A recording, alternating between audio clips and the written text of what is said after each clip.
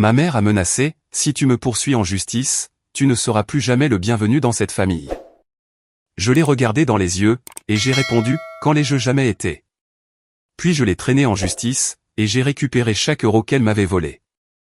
J'ai 32 ans, et j'ai grandi dans une maison où le thermostat émotionnel était réglé sur indisponible toute l'année. Je vous parle d'une famille qui pourrait vous voir sauver un bus rempli d'orphelins d'un immeuble en flammes, et réagir en disant, eh bien, les pompiers seraient finis par arriver de toute façon. C'était ça, mon enfance. Ce furent mes années de vingtaine. Et honnêtement, ce fut toute ma vie jusqu'à il y a environ 4 mois, quand tout a explosé de la façon la plus poétique possible. Mais je m'avance un peu.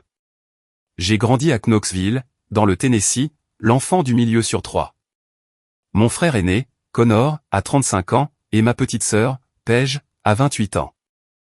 Notre mère, Diane, nous a élevés en grande partie seuls, après que notre père, Ray, se soit tiré quand j'avais 11 ans. Alors, quand je dis s'est tiré, je ne veux pas dire qu'il est parti acheter du lait et n'est jamais revenu. Il a déménagé à 45 minutes de là, à Maryville, avec une femme prénommée Sheila qu'il fréquentait dans le dos de ma mère. Il a commencé un tout nouveau chapitre de sa vie, et a tout simplement cessé de s'intéresser au chapitre qu'il avait déjà écrit. Il se pointait pour Noël, appelait parfois pour les anniversaires s'il s'en souvenait, et envoyait des chèques qui étaient rejetés plus souvent qu'ils n'étaient encaissés. Du pur matériel de père de l'année, alors c'était surtout maman qui tenait la barre. Et je lui accorde le mérite d'avoir gardé les lumières allumées. Elle a travaillé dans un cabinet dentaire, à l'accueil, pendant près de 20 ans. Mais voici la chose concernant ma mère, que j'ai mis bien trop de temps à comprendre, elle avait ce système de classement invisible pour ses enfants, et j'étais toujours légué tout en bas. Connor était l'enfant prodige. Le premier-né, star du football américain de son lycée.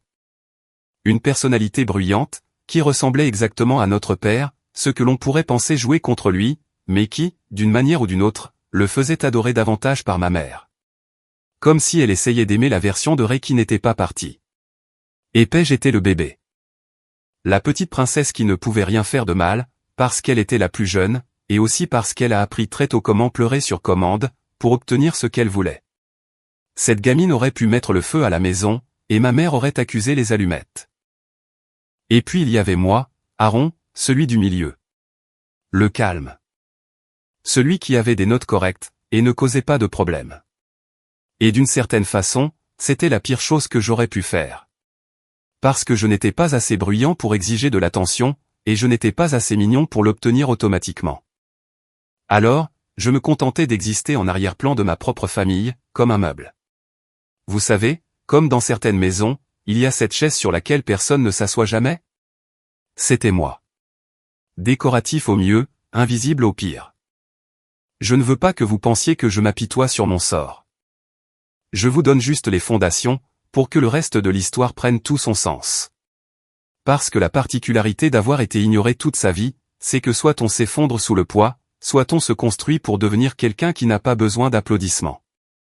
J'ai choisi la deuxième option, bien que cela m'ait pris un peu de temps. J'ai travaillé pour payer mes études à l'université du Tennessee. Pas de bourse, pas d'aide familiale. J'ai contracté des prêts, travaillé à temps partiel dans une quincaillerie, et j'ai obtenu mon diplôme en gestion des affaires. J'ai traversé cette estrade dans ma toge, et ma toque. J'ai regardé dans le public, et j'ai vu ma mère assise là, en train de faire défiler l'écran de son téléphone. Connor n'était pas venu, parce qu'il avait un tournoi de softball. Paige n'était pas venue, parce qu'elle a dit qu'elle n'avait pas trouvé de moyen de transport, alors qu'elle habitait à 12 minutes du campus. Ma mère m'a serré dans ses bras après, et a dit, bien. Maintenant, tu vas pouvoir trouver un vrai travail. C'était tout. Pas de, je suis fier de toi. Pas de, tu as réussi. Juste une transition directe vers ce que je devrais faire ensuite. Et écoutez, je sais que certains d'entre vous pourraient penser que je suis trop sensible. Peut-être que je le suis. Mais quand je vous dis que Connor a eu droit à une fête surprise quand il a terminé une certification de soudure de 6 semaines, avec un gâteau qui disait « Notre étoile », vous comprendrez peut-être pourquoi une petite reconnaissance lors de ma remise de diplôme universitaire aurait été la bienvenue. Juste un petit quelque chose. Même un « et, beau travail mon grand » aurait fait beaucoup de bien. Après l'université, j'ai déménagé à Nashville, obtenu un poste de débutant dans une entreprise de logistique appelée Ridgeline Freight, et j'ai commencé à trimer.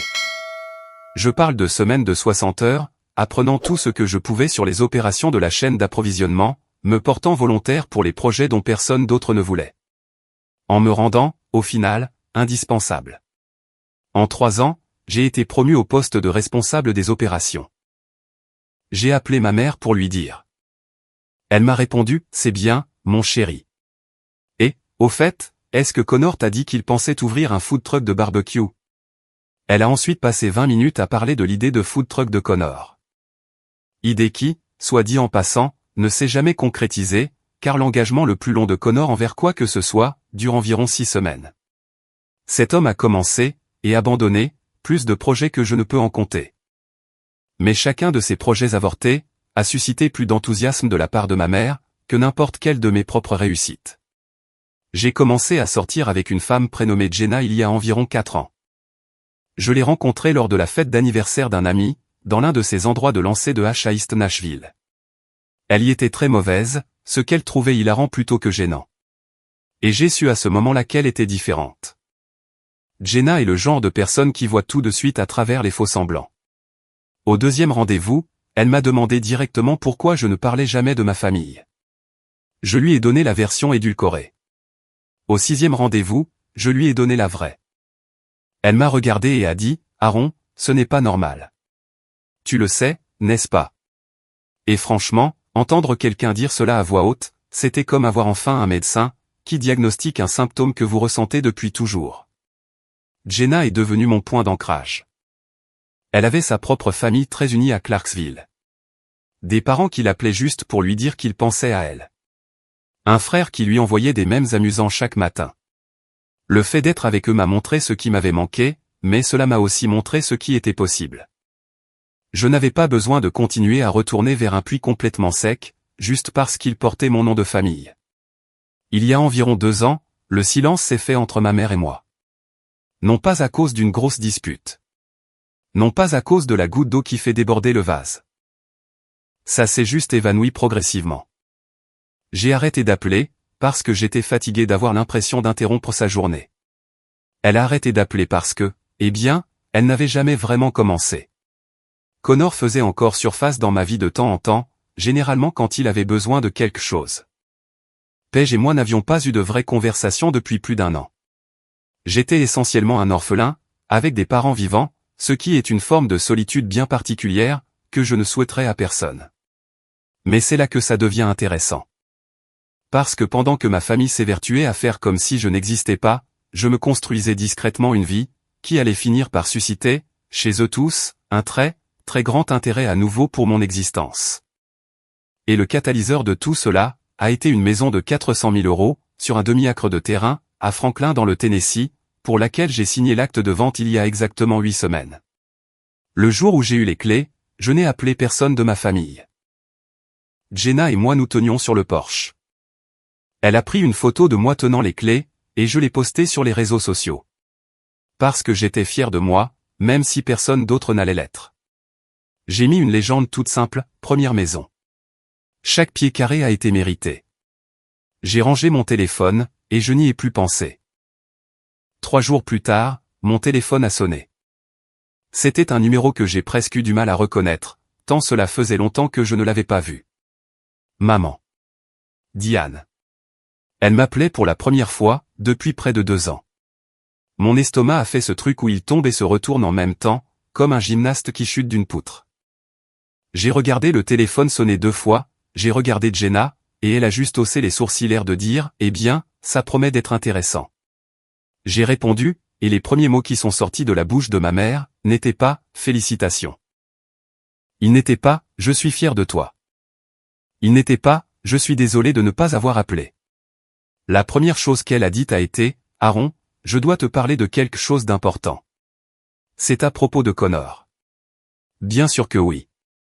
Je me tenais là, dans ma toute nouvelle cuisine, adossé au plan de travail qui avait encore son film protecteur, et j'ai écouté ma mère m'expliquer pourquoi elle m'appelait. Non pas pour reconnaître le plus gros achat de ma vie. Non pas pour renouer le contact, après 2 ans de silence. Mais pour parler de Connor. Il s'avérait que mon frère doré, s'était mis dans un beau pétrin. Connor avait signé un bail pour un espace commercial, au centre-ville de Knoxville. Pour ouvrir enfin, sérieusement, pour de vrai cette fois-ci, son restaurant de barbecue.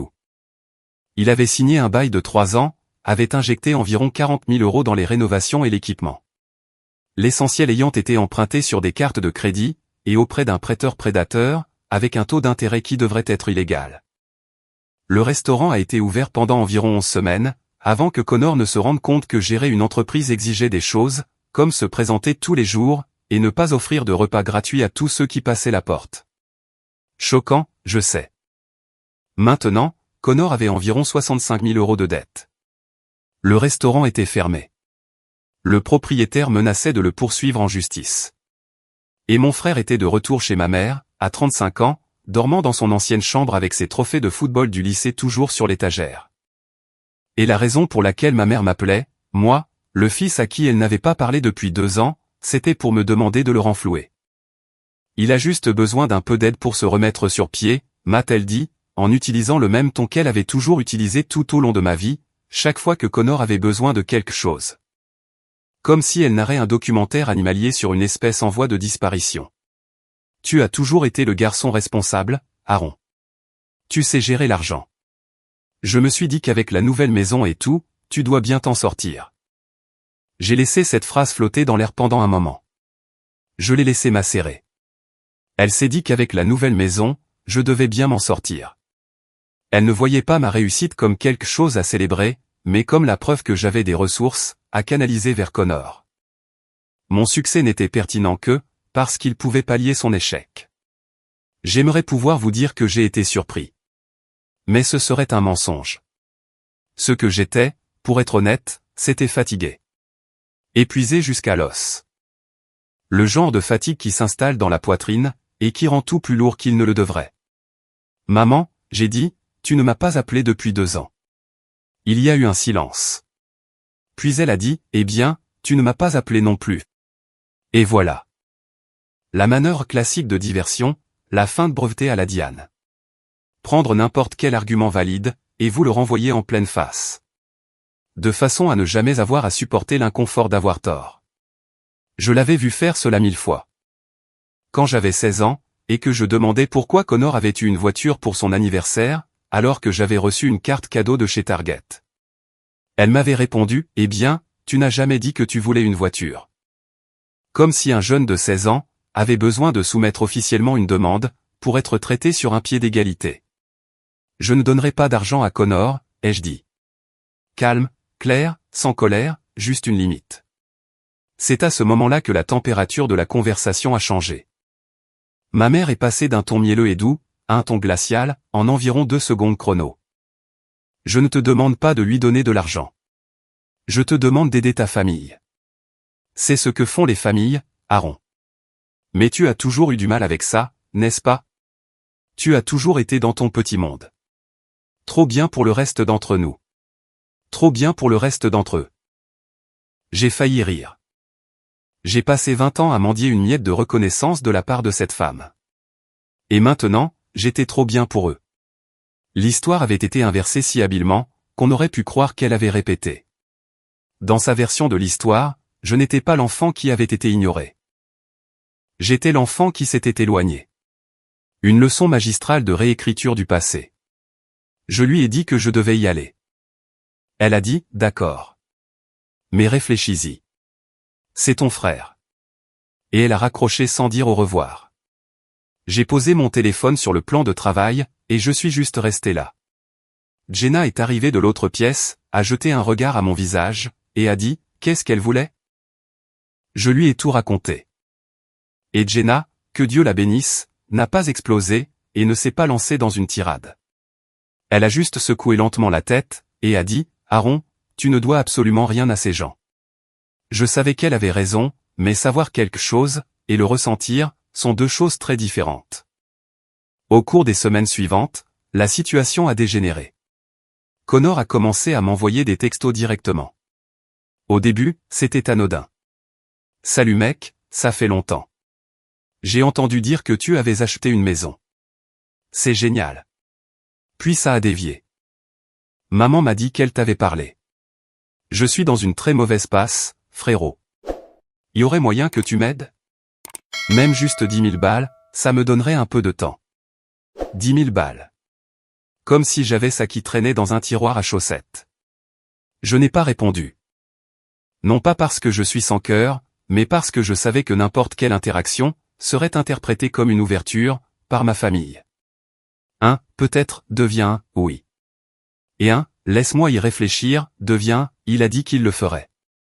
Alors je suis resté silencieux. Et c'est là que Paige s'en est mêlée. Ma petite sœur, dont je n'avais pas eu de nouvelles depuis plus d'1 an, a soudainement retrouvé mon numéro. Elle m'a appelé un mercredi soir. Aaron, mais qu'est-ce qui cloche chez toi, a-t-elle commencé. Pas de bonjour, direct à l'attaque. Maman est morte d'inquiétude, et toi tu restes planté dans ta nouvelle maison chic, en ignorant tout le monde. Elle a pleuré hier. Elle a pleuré pour de vrai, parce que son propre fils refuse d'aider son frère. J'ai pris une grande inspiration. Paige, est-ce que maman a pleuré quand j'ai eu mon diplôme? Silence. A-t-elle pleuré quand j'ai eu une promotion? A-t-elle pleuré pendant les 2 ans où elle ne m'a pas appelé? Est-ce que quelqu'un dans cette famille a versé une seule larme pour moi, à un moment ou à un autre? Encore du silence. Puis Paige a dit, ce n'est pas la même chose, et tu le sais. Tu as raison, ai-je répondu. Ce n'est pas la même chose, parce que c'était de bonnes choses qui m'arrivaient, et personne ne s'en souciait. Là, c'est une mauvaise chose qui arrive à Connor, et soudain toute la famille connaît mon numéro par cœur. Elle m'a traité d'égoïste. Elle a dit que je punissais Connor pour les erreurs de notre mère. Que je faisais preuve de mesquinerie et de bassesse. Que je le regretterais quand maman ne serait plus là. Tout l'arsenal de la culpabilisation balancé en rafale, comme si elle avait été briefée. Et pour être franc, elle l'avait probablement été. J'ai raccroché au nez de Paige. C'était la première fois de ma vie que je raccrochais au nez de quelqu'un. Ensuite, je me suis assis à ma table de cuisine, et j'ai pleuré. Pas vraiment de tristesse, mais parce que je pleurais la perte de quelque chose, que je n'avais jamais eu, l'illusion d'une famille qui se soucierait de moi. J'avais entretenu cet espoir stupide, et tenace, qu'un jour il me verrait. Et à cet instant, assis dans la maison que j'avais acquise sans l'aide de personne, j'ai finalement abandonné cet espoir. Jenna s'est assise à côté de moi, et n'a pas prononcé un mot. Elle a simplement posé sa main sur mon dos, et m'a laissé aller. C'est ce qu'il y a de génial avec Jenna, elle n'essaie jamais de réparer ce qui n'a pas besoin de l'être. Elle reste juste là. Après cette nuit-là, ça a été le calme plat pendant environ 1 semaine. Je suis retourné au travail. Concentré sur un gros contrat que Ridgeline essayait de décrocher avec un centre de distribution à Memphis. Et j'ai essayé de me vider la tête de tout ce gâchis. Puis, la publication Facebook a eu lieu. Ma mère, Diane, a écrit un message sur Facebook, que je ne peux décrire que comme une performance. Longue. Dramatique.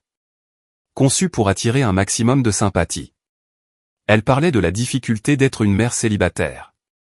Des sacrifices qu'elle avait faits pour ses enfants. Du fait que certaines personnes oublient d'où elles viennent, dès qu'elles connaissent un peu de succès. Elle ne me nommait pas directement, mais ce n'était pas nécessaire. Elle expliquait comment l'un de ses enfants avait tourné le dos à la famille dans son heure la plus sombre. Comment l'argent change les gens. Comment elle priait chaque soir, pour qu'il redevienne celui qu'il était vraiment. Les commentaires étaient violents. Tantes, cousins, amis de la famille. Tous en rajoutaient, sur le fait qu'il était honteux que certaines personnes abandonnent leur famille. Mon cousin Derek a commenté, la famille, c'est tout. N'importe qui s'en détourne est une ordure. Ma tante Linda a écrit, Diane, tu mérites mieux. Tu as tout donné à ces enfants. Tout. Ce mot a résonné dans mon crâne. Connor a eu une voiture. Moi, une carte cadeau. Connor a eu une fête. Moi, un coup de fil. Connor a eu droit à des larmes, et à des réunions de famille en urgence. Moi, à 2 ans de silence. C'était ça, son tout. Apparemment. Jenna a vu le poste avant moi. Elle me l'a montré, la mâchoire serrée, le regard dur. C'est délirant, a-t-elle dit. Aaron, cette femme vient de t'humilier publiquement, pour couvrir les conneries de ton frère. Elle avait raison. Et pour la première fois de ma vie, je n'étais pas blessé. Je n'étais pas triste. J'en avais fini. Quelque chose s'est éteint en moi, comme un interrupteur.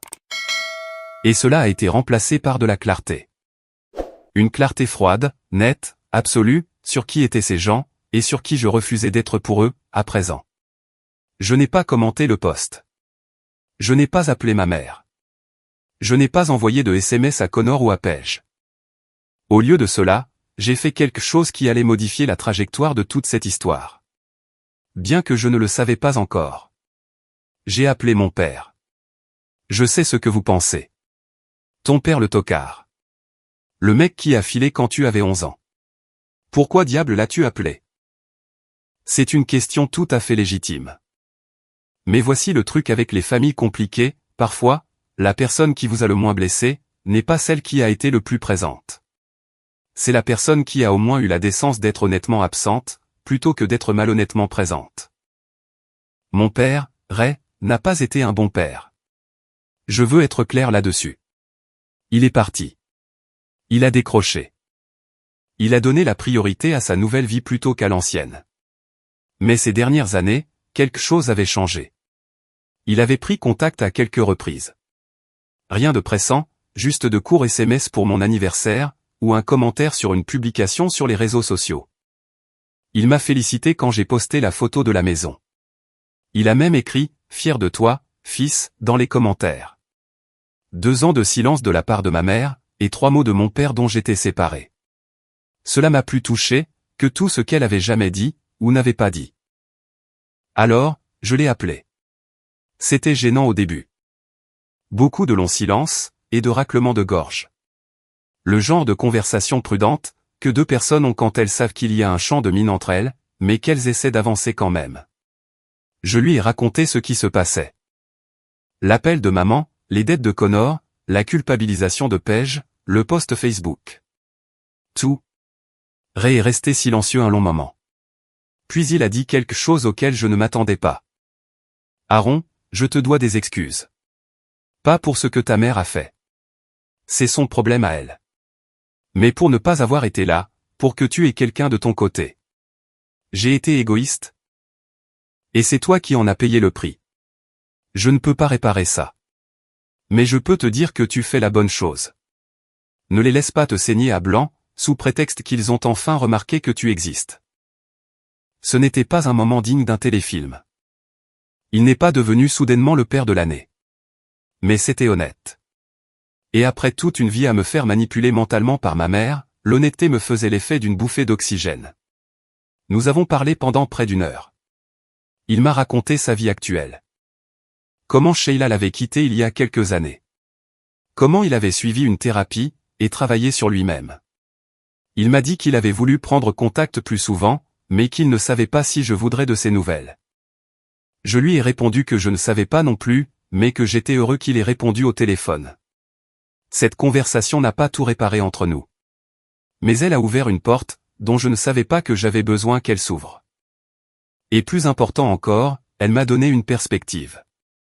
Mon père, l'homme qui était parti, avait plus de conscience de soi que ma mère, la femme qui était restée. Il pouvait admettre qu'il avait tort, sans que le monde ne s'effondre. Ma mère ne pouvait même pas dire « Je suis fier de toi », sans que cela ne lui coûte quelque chose qu'elle n'était pas prête à donner. Après cet appel, quelque chose a changé en moi. J'ai cessé de faire le deuil de la famille que j'aurais voulu avoir, et j'ai commencé à investir dans la vie que j'étais réellement en train de construire. Jenna et moi nous sommes plongés dans la nouvelle maison. Nous avons peint chaque pièce nous-mêmes. Nous avons passé des week-ends dans des ventes de succession pour trouver des meubles, et nous avons construit des carrés potagers surélevés dans le jardin. Mon pote du travail, Travis, m'a aidé à construire une terrasse à l'arrière de la maison sur 2 week-ends. Nous avons mangé des pizzas dessus le soir où nous l'avons terminé, les pieds sur la rambarde, en regardant le soleil se coucher au-dessus de la ligne d'arbres. Et je me souviens m'être dit, c'est à ça que ressemble la paix. Le travail marchait bien aussi. Ce contrat de Memphis dont j'ai parlé? Je l'ai décroché. Le plus gros contrat que Ridgeline Frecht ait conclu en 2 ans. Et c'est moi qui l'ai rendu possible. Mon patron, un type nommé Grant, qui travaillait dans la logistique depuis 30 ans et souriait à peu près aussi souvent qu'un employé du ministère des Transports, m'a serré la main et a dit « Sacré boulot, Aaron ». Cette poignée de main signifiait plus pour moi que n'importe quel gâteau d'anniversaire que ma mère ne m'avait jamais fait. La promotion est arrivée environ 3 semaines plus tard. Directeur des opérations seniors. Bureau dans l'angle. Voiture de fonction. Un salaire qui m'a fait m'asseoir dans ma voiture sur le parking, et fixer la lettre d'offre pendant 10 minutes, parce que je n'arrivais sincèrement pas à y croire. J'étais passé de l'enfant que personne ne remarquait, au type qui dirigeait un département de 40 personnes. Et je l'avais fait sans le moindre sou, ni un seul mot d'encouragement de la part de ceux qui étaient censés être mes plus grands soutiens. Jenna et moi avons célébré ça dans un bon restaurant du centre-ville de Nashville. Elle a levé son verre et a porté un toast à l'homme qui s'est construit lui-même de zéro. J'ai failli craquer à ce moment-là, au-dessus de mon steak. Car c'était exactement ce que je ressentais. Comme si je m'étais construit à partir de matières premières. Sans plan. Et sans aide. Juste avec de l'obstination, un sentiment de rancune, et le refus de donner raison à ma mère.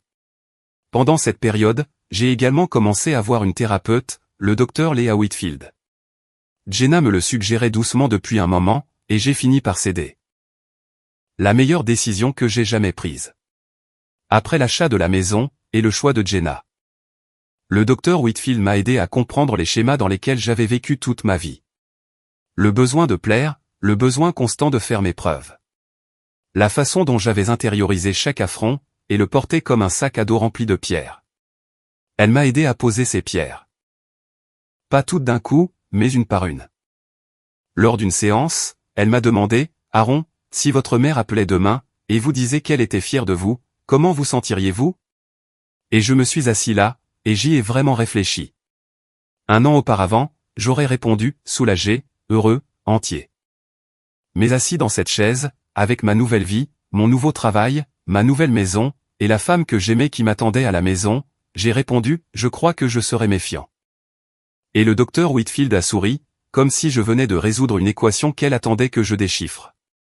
C'est à ce moment-là que j'ai réalisé que je n'avais plus besoin d'eux. Ni de leur approbation. Ni de leur attention. Ni de leur fierté. J'avais passé 32 ans à passer des auditions pour un rôle dans une famille qui avait déjà choisi quelqu'un d'autre. Et j'en avais fini de me battre pour ce rôle. Pendant ce temps, j'avais des échos de ce qui se passait à Knoxville via les rumeurs familiales. Principalement par mon cousin Greg. L'un des rares membres de la famille, qui n'avait pas jeté d'huile sur le feu lors du fiasco sur Facebook. Greg était un gars bien. En quelque sorte le parti neutre dans notre famille élargie. Et il m'envoyait des nouvelles de temps en temps, comme un correspondant de guerre au front. La situation financière de Connor s'aggravait. Le propriétaire avait mis sa menace de poursuite en justice à exécution. Connor n'avait pas d'avocat, parce qu'il ne pouvait pas se le permettre, et essayait de se représenter lui-même. Ce qui, d'après ce que décrivait Greg, se passait à peu près aussi bien qu'on pouvait s'y attendre. Ma mère avait apparemment épuisé une bonne partie de ses économies en essayant de l'aider. Ce qui signifiait qu'elle était maintenant elle aussi en difficulté. Paige avait commodément disparu de la mission de sauvetage, une fois qu'il est devenu clair qu'aider Connor nécessitait de l'argent réel, et pas seulement de m'appeler au téléphone pour me crier dessus. Une partie de moi ressentait un petit quelque chose. De la culpabilité, peut-être. Ou peut-être juste l'écho du gamin que j'avais été. Celui qui voulait tellement être utile à sa famille, qu'il se serait immolé par le feu, pour les réchauffer. Mais le docteur Whitfield m'avait appris à reconnaître cette impulsion pour ce qu'elle était. Ce n'était pas de l'amour. Ce n'était pas un devoir. C'était une réaction post-traumatique. On m'avait conditionné à croire que ma valeur était liée à ce que je pouvais fournir. Et chaque fois que je ressentais cet élan, je retombais simplement dans un vieux schéma qui ne m'avait jamais rendu service. Alors, je laissais passer. Je me suis concentré sur ma vie. Jenna et moi avons adopté un chien. Un bâtard à l'air ridicule nommé Biscuit, qui n'était fait que d'oreilles et d'enthousiasme. J'ai renoué avec Ray. Lentement, prudemment. Construisant quelque chose qui ressemblait à une relation, pour la première fois depuis mon enfance. Je me suis rapproché de la famille de Jenna. Ses parents m'ont officieusement adopté, et sa mère, Carole, a commencé à m'appeler tous les dimanches juste pour prendre de mes nouvelles. Pour la première fois de ma vie, la mère de quelqu'un m'appelait juste parce qu'elle avait envie de me parler. La vie était belle. Vraiment, sincèrement belle. Et je n'attendais pas que la roue tourne. car j'avais appris que, parfois, la roue ne tourne pas. Parfois, on a juste le droit d'être heureux. Mais ensuite, Greg m'a appelé un jeudi soir, avec une nouvelle qui a tout changé. Et mec, a-t-il dit, la voix empreinte de ce ton particulier que les gens utilisent quand ils s'apprêtent à vous annoncer un gros truc. Savais-tu que ta grand-mère a laissé un testament? Ma grand-mère, la mère de ma mère, Eleanor, était décédée environ 8 mois plus tôt. J'étais allé aux funérailles. Je m'étais assis au fond, et j'étais parti avant la réception. Je m'étais dit que tout ce qu'elle possédait, irait à ma mère et à ma tante Linda. Ce qui me convenait. Je n'étais pas proche d'Eleanor. Elle était tout à fait dans le camp Diane est une sainte, et je n'avais aucune attente. Ouais, ai-je dit. Et alors? Alors, a dit Greg, apparemment, elle a laissé plus que ce que tout le monde pensait. Et apparemment, il y a une disposition là-dedans, qui te concerne spécifiquement. Ta mère a été très discrète à ce sujet, ce qui prouve bien qu'il y a anguille sous roche. J'ai senti un frisson parcourir ma colonne vertébrale. Pas de la peur, exactement. Plus comme la sensation qu'on a, quand on réalise qu'un puzzle qu'on ne savait pas être en train de résoudre, vient de révéler une nouvelle pièce. Le lendemain matin, j'ai rappelé Greg, et j'ai eu tout le récit en détail.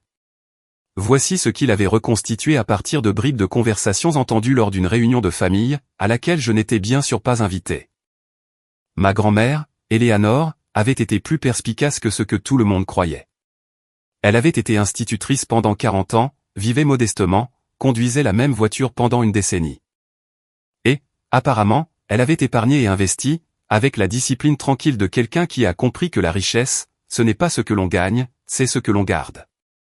À son décès, la succession valait un peu plus de 600 000 €. Une maison à West Knoxville, un compte de courtage, des économies, et une police d'assurance vie. Son testament, qui avait été mis à jour environ 2 ans avant sa mort, définissait les choses de manière très spécifique. La maison allait à tante Linda. Une partie des économies allait à ma mère. Mais le compte de courtage, qui valait environ 170 000 €, était divisé en 3 parts égales, destinées à ses petits-enfants. Pas à ses enfants, à ses petits-enfants, Connor, moi, et Paige. Soit environ 56 000 € chacun. Maintenant, voici où les choses deviennent intéressantes. Le testament comportait une condition. Les versements aux petits-enfants devaient être gérés par l'exécuteur testamentaire, qui n'était autre que ma mère. Diane était censée distribuer les fonds dans les 6 mois suivant le décès d'Eleanor. Cela faisait 8 mois. Connor et Paige avaient reçu leur part. Je n'avais pas reçu un centime. On ne m'avait même pas dit que cet héritage existait. Laissez ça infuser un instant. Ma propre mère, l'exécutrice du testament de ma grand-mère, avait donné à mon frère et à ma sœur leur héritage, et avait tout simplement fait comme si le mien n'existait pas. Elle avait empoché mes 56 000 €. Et le timing était presque trop parfait pour n'être qu'une coïncidence. Car tout cela s'était produit juste au moment où le restaurant de Connor perdait de l'argent à vue d'œil, et que ma mère essayait de m'inciter à le renflouer. Greg n'avait pas tous les détails légaux, mais il avait vu assez de drames familiaux pour faire le lien. Je crois que ta mère a utilisé ta part pour aider Connor, a-t-il dit. Ou du moins une partie. Et je pense que c'est pour ça qu'elle a été si insistante pour te faire envoyer de l'argent. Parce que, si tu l'aidais de ton plein gré, personne n'aurait jamais regardé la succession de trop près. Je me suis assis à ma table de cuisine, et j'ai ressenti quelque chose que je ne peux décrire que comme un feu de glace. Pas de la rage, pas exactement. C'était plutôt comme si chaque soupçon que j'avais pu avoir sur ma place dans cette famille, se cristallisait en une seule vérité indéniable. Il ne m'ignorait pas seulement. Il me prenait activement ce qui m'appartenait. Il voyait mon silence comme une permission, et mon absence comme une opportunité. J'ai tout raconté à Jenna. Elle a blêmi, puis rougi. Ensuite, elle a commencé à faire les 100 pas dans la cuisine, comme un procureur préparant ses plaidoiries. Aaron, ce n'est pas seulement un drame familial. C'est du vol. C'est une affaire judiciaire. Il te faut un avocat. Elle avait raison. Et je savais exactement qui appeler. Le frère de Jenna, Kyle, travaillait dans un cabinet d'avocats à Clarksville. Il n'était pas lui-même avocat spécialiste en succession, mais il en connaissait un. Dans les 2 jours qui ont suivi, j'étais assis dans le bureau d'une femme nommée Rebecca Caldwell. Une avocate spécialisée en droit des successions et des tutelles. Qui avait l'intensité typique de quelqu'un qui avait vu toutes les versions possibles de trahison familiale, mais qui trouvait toujours chaque nouveau cas personnellement offensant. J'ai tout étalé. Le testament, l'héritage disparu, la chronologie, le post Facebook. Tout. Je lui ai montré les textos de Greg. Les messages de ma mère. Les demandes d'argent de Connor. Tout. Rebecca a écouté sans m'interrompre. Elle a pris des notes sur un bloc-notes juridique jaune. Et quand j'ai eu terminé, elle a levé les yeux et a dit, « Votre mère a une obligation fiduciaire en tant qu'exécutrice testamentaire. Si elle a versé des fonds à vos frères et sœurs, et a retenu les vôtres, c'est une violation. Si elle a utilisé votre part à d'autres fins, c'est un détournement de fonds. Nous avons des options. » Des options. J'aimais le son de ce mot. Pour la première fois dans tout ce gâchis, je ne subissais plus. J'agissais. Rebecca a envoyé une mise en demeure officielle à ma mère, dans la semaine. C'était un document magnifique, de la manière dont seuls les documents juridiques peuvent l'être. Précis, glacial, et impossible à mal interpréter. Il indiquait que j'avais connaissance du testament de ma grand-mère. Que j'étais au courant du décaissement du compte de courtage. Que je savais que ma part n'avait pas été distribuée. Et que j'exigeais le paiement intégral dans les 30 jours, sous peine de poursuite judiciaire, y compris une requête pour la révocation de ma mère de ses fonctions d'exécutrice testamentaire, et une action civile pour manquement à l'obligation fiduciaire. La lettre est partie un lundi. Le mercredi, mon téléphone n'arrêtait pas de sonner. Connor a appelé en premier. « Mec, tu fais quoi là? Tu vas poursuivre maman en justice? T'es sérieux? » Je n'ai pas répondu. J'ai laissé filer sur messagerie vocale. Il a laissé 3 messages. Paige a écrit un roman par texto. Les meilleurs passages incluaient « Tu déchires cette famille. Grand-mère aurait honte de toi. » Et mon préféré, « C'est pour ça que personne ne t'appelle jamais. » Comme si la raison pour laquelle personne ne m'appelait, était parce que j'avais l'audace de vouloir ce qui me revenait de droit. Puis, maman a appelé. J'ai laissé sonner 2 fois, et j'ai décroché. Parce que je voulais entendre ça. Aaron Michael, qu'est-ce que c'est que cette lettre? Sa voix tremblait. Non pas de tristesse. Mais de colère. Elle était furieuse. Furieuse que j'ai découvert le pot aux roses. Furieuse que j'ai pris un avocat. Furieuse que son petit enfant discret du milieu, ait enfin cessé de se taire. C'est une mise en demeure, maman. De mon avocate. Tu sais ce qu'il y a dedans. C'est ridicule. Ta grand-mère voulait que cet argent aille à la famille, et c'est allé à la famille. Connor avait besoin d'aide. Il était dans les problèmes. J'ai utilisé l'argent là où on en avait le plus besoin. Et voilà. L'aveu. Fait avec désinvolture. Comme si elle expliquait pourquoi elle avait déplacé le reste de ragoût d'une étagère du frigo à une autre. Elle a utilisé mon héritage, pour renflouer Connor. Elle a pris l'argent que ma grand-mère m'avait spécifiquement destiné, et l'a donné à son enfant préféré. Et elle ne voyait même pas où était le problème. Maman, cet argent était le mien. Le testament de grand-mère disait qu'il m'appartenait.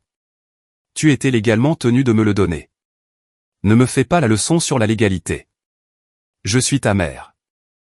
Et tu es mon fils. Bien que je réalise que ça signifie des choses différentes, selon de quel fils tu parles. Elle s'est tue. Je pouvais l'entendre respirer. Puis elle a dit, « Si tu fais ça, Aaron. Si tu me traînes vraiment en justice, tu ne seras plus jamais le bienvenu dans cette famille. » J'ai laissé cette menace flotter en suspens un instant. Le temps de l'encaisser. Et puis j'ai dit une chose que je portais en moi depuis 20 ans. « Maman, quand l'ai-je jamais été, le bienvenu ?» Elle a raccroché. Je ne vais pas prétendre que ça ne m'a pas fait mal. Ça a fait mal. Même quand tu connais la vérité. Même quand tu l'as analysé en thérapie, que tu en as discuté avec ta compagne, et que tu l'as accepté intellectuellement. Entendre ta mère confirmer que ta place dans la famille est conditionnelle, ça fait toujours l'effet d'un coup de poing qu'on a vu venir, mais qu'on n'a pas pu esquiver. Jenna m'a serré dans ses bras cette nuit-là. Biscuit s'est coincé entre nous sur le canapé, tel un thérapeute poilu. Et j'ai pris une décision. Je n'allais pas m'arrêter là. Je n'allais pas reculer. Non pas parce que j'avais besoin de cet argent, même si 56 000 € ce n'est pas rien. Mais parce que ma grand-mère a mis mon nom sur ce testament pour une raison. Elle m'avait vu. Elle a peut-être été la seule de cette famille à l'avoir jamais fait, et je n'allais pas laisser ma mère effacer ça aussi. Rebecca et moi nous sommes rencontrés de nouveau la semaine suivante, pour préparer les prochaines étapes. Elle avait creusé la question. Il s'est avéré que le compte de courtage conservait des relevés des dates exactes des versements. La part de Connor avait été retirée 4 mois après le décès d'Eleanor. Celle de Paige, 5 mois après. La mienne a été retirée 5 mois et demi après, juste avant la date limite des 6 mois, et déposée sur le compte courant personnel de ma mère. À partir de là, Rebecca a trouvé les traces d'un chèque de banque, émis à l'ordre du propriétaire qui poursuivait Connor en justice. Mon argent, blanchi sur le compte de ma mère, avait été envoyé directement pour renflouer l'entreprise en faillite de mon frère. Rebecca m'a regardé par-dessus ses lunettes, et m'a dit, « Aaron, ce n'est pas ambigu. C'est un cas d'école de détournement de fonds, et de violation de l'obligation fiduciaire. Si ça va jusqu'au tribunal, vous gagnerez. La question, c'est de savoir si vous voulez régler ça à l'amiable. » Ou faire un exemple.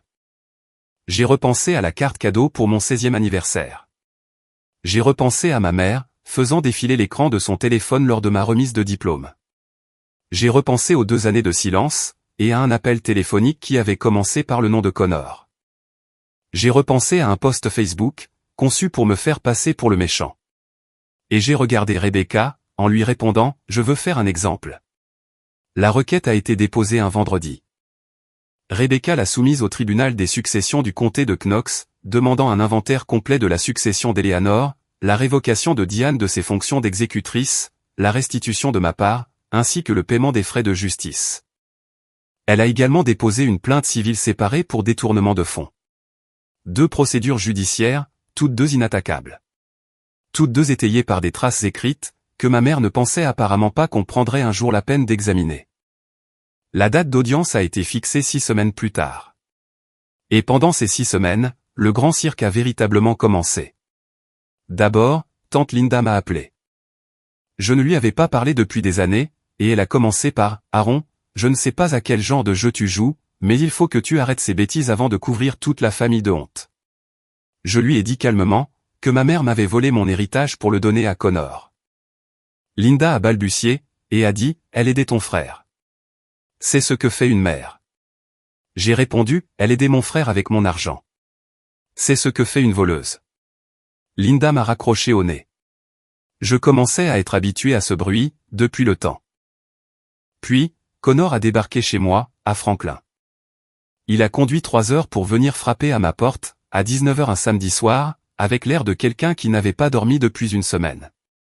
Il avait les yeux rouges, ses vêtements étaient froissés, et il sentait vaguement le fond de bar.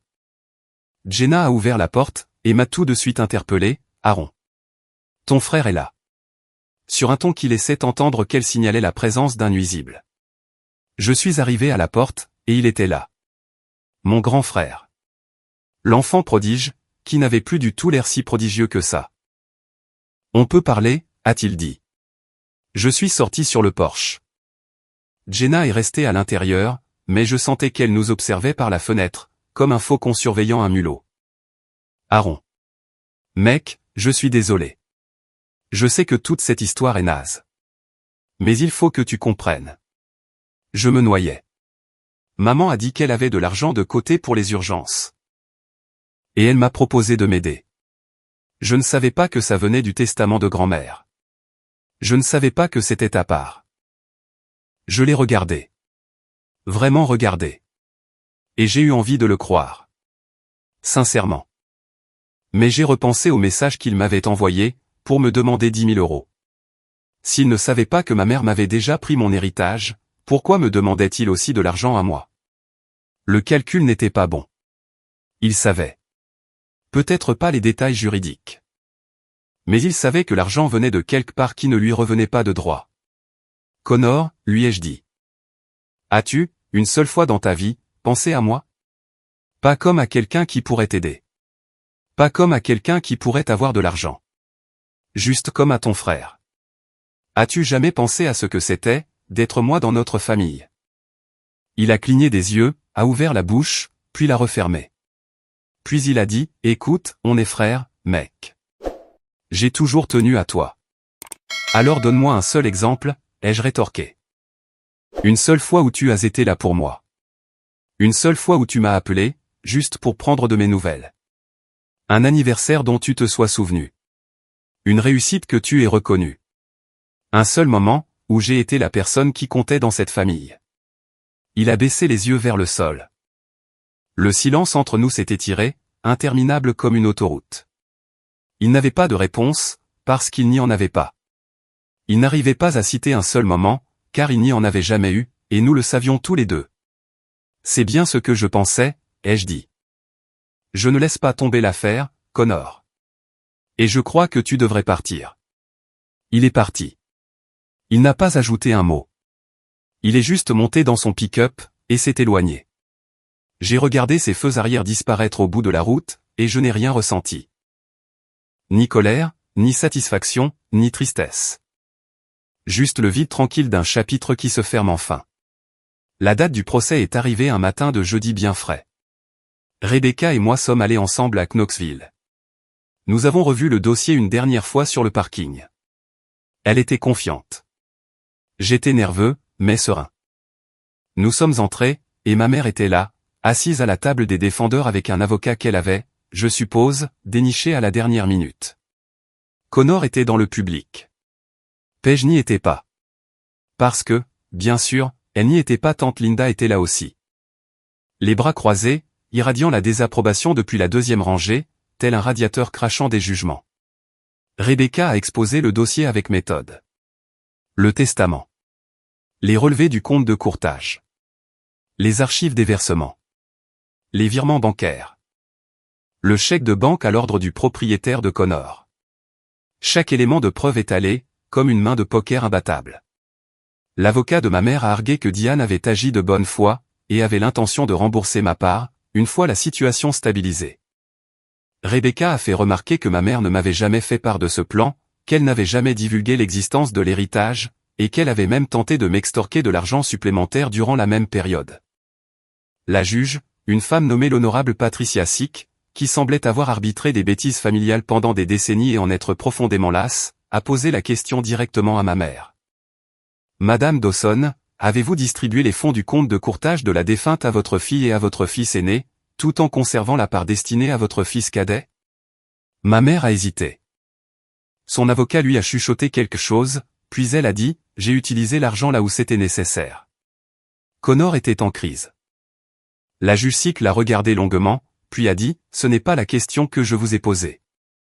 La question était de savoir si vous avez retenu des fonds, qui étaient légalement destinés à votre fils Aaron. Oui ou non? Oui, a dit doucement ma mère, comme si ce mot était extirpé d'elle contre sa volonté. Le juge s'est prononcé en ma faveur. Restitution intégrale de ma part, 56 000 €, plus les frais de justice, s'élevant à un peu plus de 8 000 €. Ma mère a été révoquée de ses fonctions d'exécutrice testamentaire, et le tribunal a nommé une tierce partie neutre pour s'occuper du reste de la succession. La juge Sick a également noté au dossier que la conduite de Diane constituait un manquement manifeste à ses obligations fiduciaires, et que ses actions justifiaient les sanctions civiles supplémentaires prévues dans la plainte pour détournement de fonds.